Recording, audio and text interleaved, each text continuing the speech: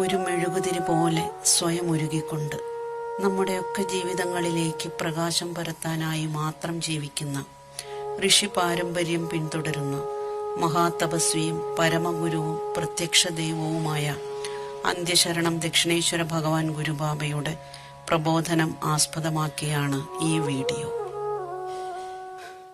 ദക്ഷിണായന സമാപനത്തില് വൃശ്ചികം ധനുമാസങ്ങളിലായി വരുന്ന 3 ഏകാദശികളാണ് ഗുരുവായൂർ ഏകാദശിയും, തൃപ്രയാർ ഏകാദശിയും, സ്വർഗവാതിൽ ഏകാദശിയും. വൃശ്ചിക മാസത്തിൽ തുടങ്ങി മകരമാസത്തിൽ ഉത്തരായന പിറവിയോടെ സമാപിക്കുന്ന അയ്യപ്പ വ്രത കാലയളവിൽ തന്നെയാണ് ഈ 3 ഏകാദശികളും എന്നത് ശ്രദ്ധേയം. വൃശ്ചികത്തിലെ ശുക്ലപക്ഷ ഏകാദശിയിലാണ് ഗുരുവായൂർ ഏകാദശി. ഗുരുവായൂർ ഏകാദശി വ്രതത്താൽ ഗുരുവായൂരപ്പനായ കൃഷ്ണന്റെ അനുഗ്രഹപ്രസാദവും കുടുംബ സൗഭാഗ്യം, ധനസമൃദ്ധി, രോഗമുക്തി, ആഗ്രഹനിവൃത്തി, മനഃശാന്തി എന്നിവയുമാണ് വ്രതഫലം. വൃശ്ചികത്തിലെ കൃഷ്ണപക്ഷ ഏകാദശിയിലാണ് തൃപ്രയാർ ഏകാദശി. വൈകുണ്ഠ ഏകാദശി എന്നും പറയുന്നുണ്ട്. ഈ ഏകാദശിയിൽ വൈകുണ്ഠം തുറക്കപ്പെടുമെന്നും വ്രതമെടുത്ത് ഉറക്കമിളച്ച് വിഷ്ണു നാമജപവും ശ്രീരാമനാമജപവും ചെയ്താൽ മോക്ഷപ്രാപ്തിക്ക് കഴിയുമെന്നുമാണ് വിശ്വാസം. ധനുമാസത്തിലെ ശുക്ലപക്ഷ ഏകാദശിയിലാണ് സ്വർഗവാതിൽ ഏകാദശി അഥവാ മോക്ഷദായക ഏകാദശി. അന്ന് സ്വർഗവാതിൽ തുറക്കപ്പെടുമെന്നും വ്രതാനുഷ്ഠാനത്തോടെ ഉറക്കമിളച്ചിരുന്ന് വിഷ്ണു നാമജപം തുടർന്നാൽ മരണശേഷം നേരെ സ്വർഗത്തിലെത്തുമെന്നും വിശ്വസിക്കുന്നു. ഈ 3 ഏകാദശികൾ മാത്രം നോറ്റാൽ ഒരു വർഷം ഏകാദശി ആചരിച്ച ഫലം കിട്ടുമെന്ന ഒരു ധാരണയുണ്ട്. എന്നാൽ ഏകാദശി വ്രതാനുഷ്ഠാനത്തിന് പൂർണ്ണ ഫലം കിട്ടണമെങ്കിൽ എല്ലാ ഏകാദശികളിലും മുടക്കാതെ വ്രതം തുടരണമെന്നാണ് വേദാനുശാസനം. മഹാവിഷ്ണു പ്രീതിയാൽ പാപശമനത്തിനും ഇഹലോക പരലോക സൗഖ്യത്തിനും ഉതകുന്നതാണ് ഏകാദശി വ്രതം എന്നത് പ്രസിദ്ധമാണ്. മഹാവിഷ്ണുവും ഏകാദശി വ്രതം ആചരിക്കുന്നുണ്ടത്രേ. ഏകാദശി വ്രതത്തിന്റെ പ്രാരംഭം വെളിപ്പെടുത്തുന്ന കഥ ഇതാണ്.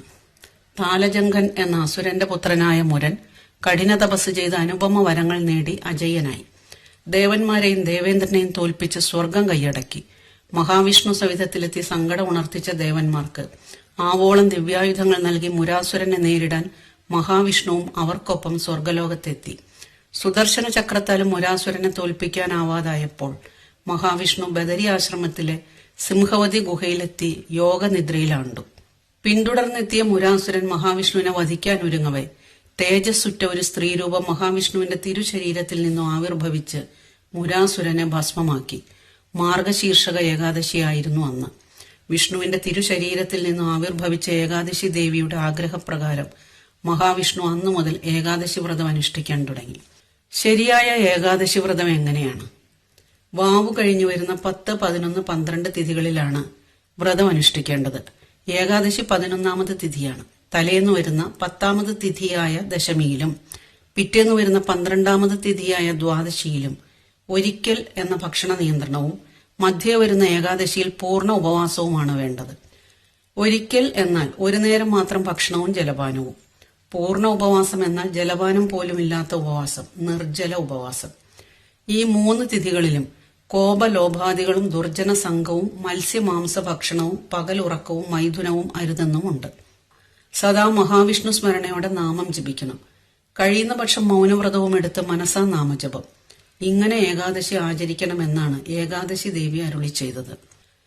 വ്രതാനുഷ്ഠാനത്തിന്റെ പൂർണ്ണ ഫലസിദ്ധിക്ക് ഉപവാസം ഇച്ഛ അന്നദാനം ചെയ്യണം. അതായത് വ്രതമെടുക്കുന്ന ദിനം ഉപേക്ഷിക്കുന്ന ഭക്ഷണത്തിന്റെ ചെലവ് കണക്കാക്കി ആ തുക ദാനത്തിന് സമർപ്പിക്കണം.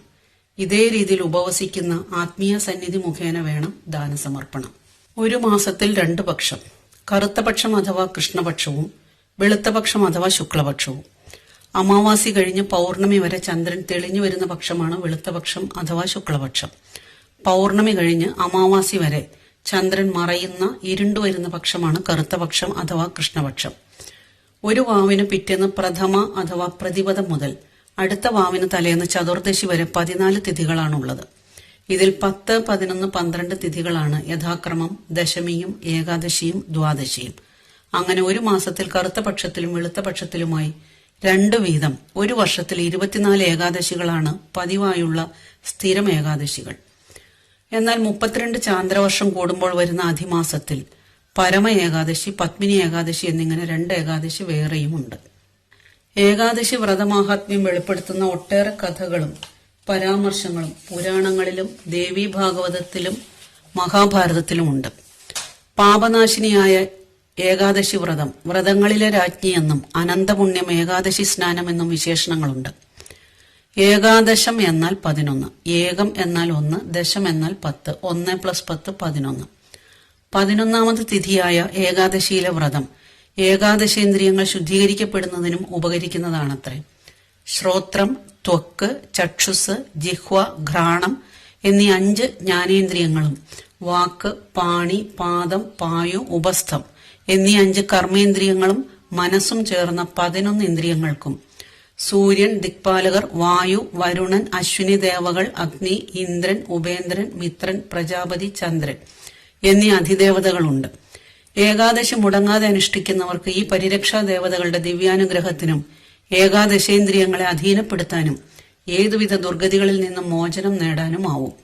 എന്നാൽ കലിയുഗത്തിൽ ഏകാദശിയേക്കാൾ ഫലപ്രദവും അനുഗ്രഹീതവും വാവുകളിലെ ഉപവാസമായ അമാവാസ്യോപാസനയാണെന്ന് പഠിച്ചും പരീക്ഷിച്ചും അന്ത്യശരണം ഗുരുബാബ വെളിപ്പെടുത്തിയിട്ടുണ്ട്.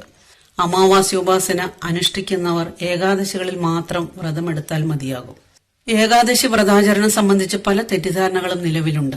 അതിൽ മുഖ്യം അരിഭക്ഷണം മാത്രം ഒഴിവാക്കിയാൽ മതി എന്നതാണ്. ഒരു യുക്തിയുമില്ലാത്ത ഈ വിഡ്ഢിത്തം ചില ആചാര്യന്മാരും പറയുന്നുണ്ട്.